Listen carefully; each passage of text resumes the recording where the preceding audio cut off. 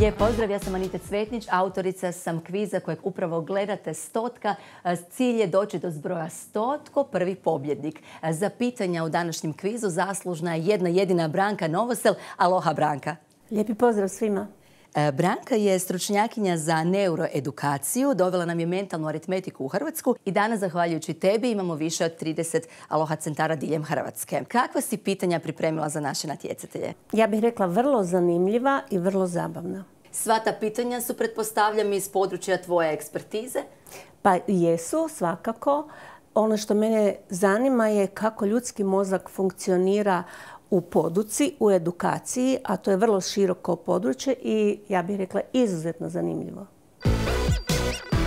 Kreirala sam igru koju svi mi zajedno možemo odigrati kod kuće i ne trebaju nam nikakvi dodatni rekviziti, osim onoga što vjerujem da svi imamo, to su dvije kockice iz neke druge društvene igre, jedno penkalo, jedan blok gdje ćemo zapisivati dobivene brojeve. Kad dobijete na jednoj kockici recimo broj 2, na drugoj kockici broj 5, vi ste zapravo dobili jedan dvoznamenkasti broj 25 ili 52. I tako ćete nizati brojeve dok ne dođete do stotke, a ako je pređete, sljedeći broj koji dobivate oduzimate od ukupnog zbroja. Branka, pomozi mi kako ćemo doći do našeg pobjednika kviza.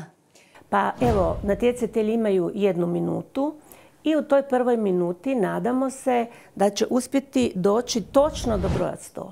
Ukoliko ne dođu, dobit će još 1 dodatnu minutu i tada je pobjednik onaj koji je najbliži broju 100.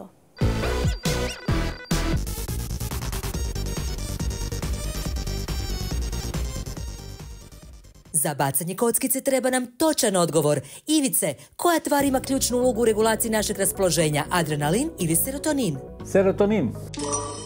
Koji proces znači formiranje novih neuronskih veza u mozgu kao odgovor na iskustvo i učenje? Degeneracija ili neuroplastičnost? Neuroplastičnost. Ivice, koja tehnika se često koristi u neuroznanosti za snimanje aktivnosti mozga pomoću magnetskog polja? EEG ili MRI? MRI.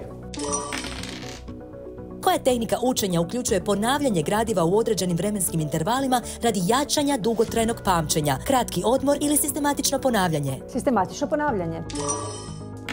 Koja metoda učenja organizira informacije u hijerarhijsku strukturu radi lakšeg pamćenja i razumijevanja? Nasumično učenje ili mapiranje uma? Mapiranje uma.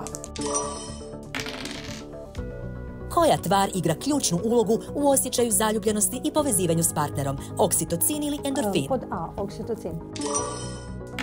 Koja vrsta pamćenja omogućuje zadržavanje informacija na kratko vrijeme? Dugoročno pamćenje ili kratkoročno?